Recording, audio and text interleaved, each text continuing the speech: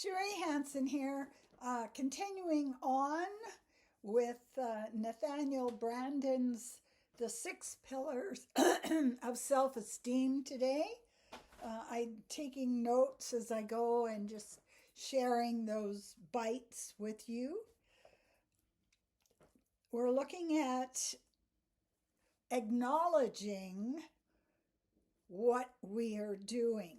I cannot forgive myself for an action I do not acknowledge. If our relationship with ourselves is conditional, we are in a place where we only love ourselves if we are perfect. And so, in order to protect that ability to love ourselves, we fail to see when we are scraping our boat on the bottom of the river. Accepting and being compassionate with our unwise actions does not encourage them.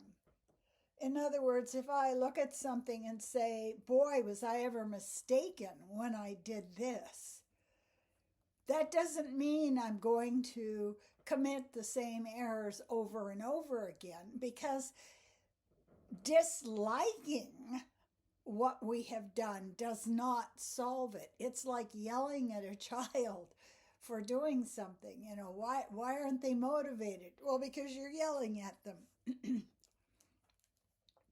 And I really like what he says about this.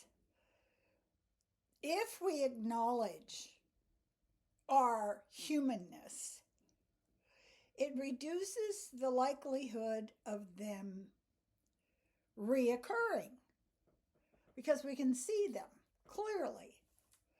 And we can say to ourselves, this act was unworthy of you. Accepting means to surrender to awareness. And he uses a form that helps you get there. I am now feeling, fill in the blank. And I fully accept that I am feeling crabby or angry or frustrated. When we fight a feeling or an emotion, when we block it, it grows stronger. And we get into a place that he calls the prison of remoteness. We are remote from what we are actually doing. We are remote from reality, and therefore we cannot adjust our behavior. When we see that we refuse to allow negative emotions, when we see that we are refusing to allow negative emotions, we can say that. I am having trouble letting go of this negative emotion. I am having trouble dealing with my humanness and grief. If we can actually see that and see that we're having trouble with it, then we're in a position where we're more prepared to handle it.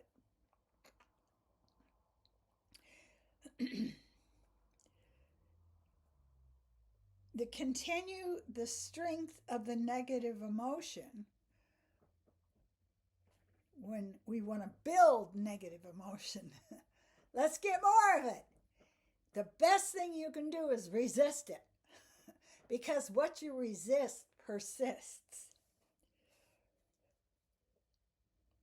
It's kind of like you have to move into a house and live in it to renovate it wisely. You have to walk around in it, feel it, and understand where it's not working. Self-acceptance to me means, and this is an exercise that he suggests, if I am more accepting of my body, I would do this, fill in the blank.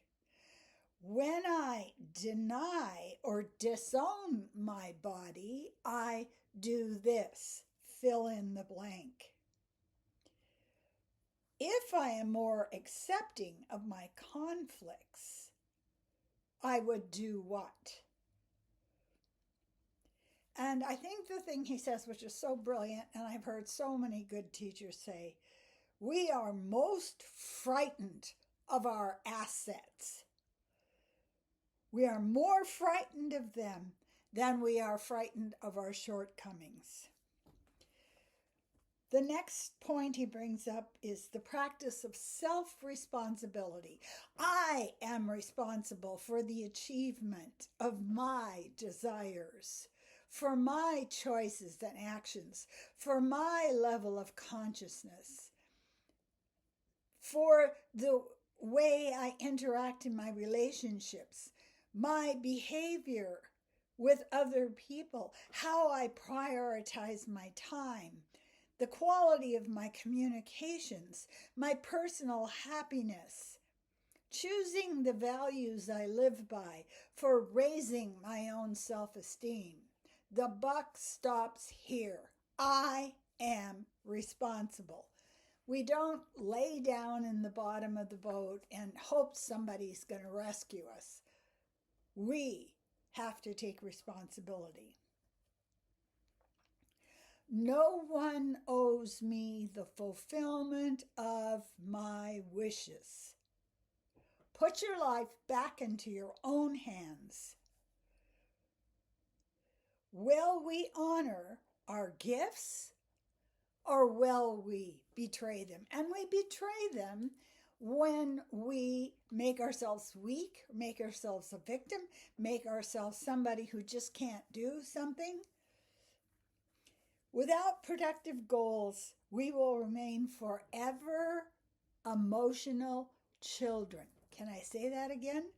Without productive goals, we will remain forever children. And he talks about going through an exercise where you write, I make myself helpless when I do this. I make myself depressed when I do this. I make myself anxious when I do this. If I take responsibility for my helplessness, what would I do? I feel most responsible when I do what? I feel the least responsible when I do what? If my life belongs to me, what do I do?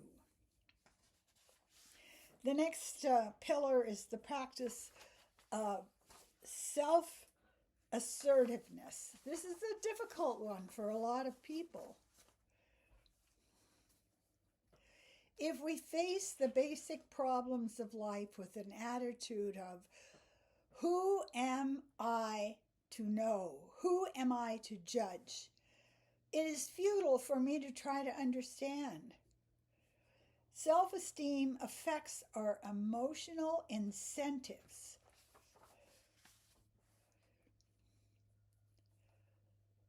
We go up blind alleys where we lose ourselves.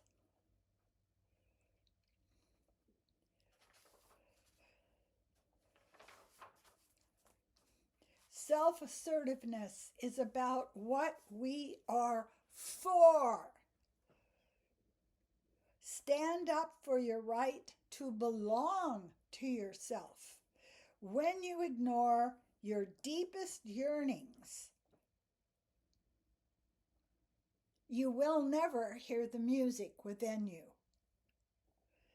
To live without purpose is to live at the mercy of chance.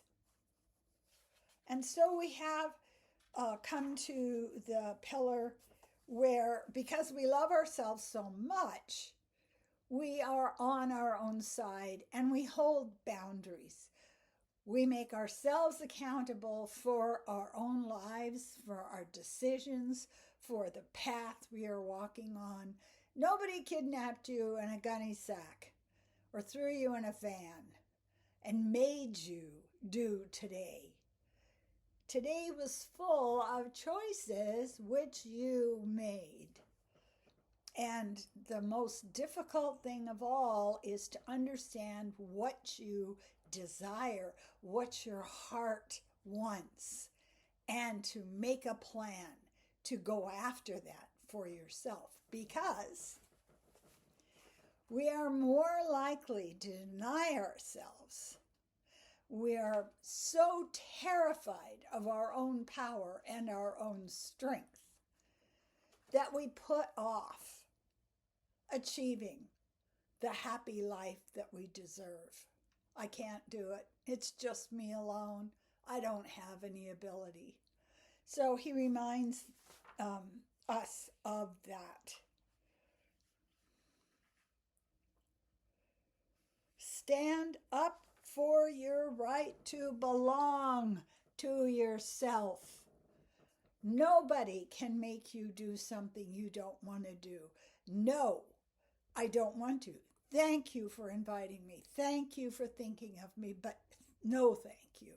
No thank you is building your kingdom with the beautiful stone wall around it and a moat and maybe some strange creatures in the water. So that is a really good reminder. I find that what he says is really inspiring me. Make detailed goals. To live without purpose is to live at the mercy of chance. What do I want? Design it. Make a promise to yourself. Think of yourself as you're in a relationship with yourself, and you're sitting down with yourself and you're saying, well, what do you want? And yourself says to yourself, well, I really want to be able to help people. Well, in order to do that, what do you need to do? I need to post 4 YouTube videos a week. Okay, make that promise to yourself. Instead of having the passive-aggressive self. Well, what would you like? Well, I'd like to be able to help people, but I just don't know how to do that, and it's not something I could do. Maybe somebody will hire me to do that, or somebody will put me to work to do that, or I'll get a contract. And so we wait for the rescue, and we turn over our lives to passivity, to paralysis, to floating in space. Not the best way to go. Please do subscribe to my YouTube channel. Subscribe. And I want to encourage you to get a hold of me if you'd like life coaching. If you would like a psychic reading, if you would like card readings, I'm here for you to do that. And also, I want to thank you so much for watching my YouTube videos. I appreciate you.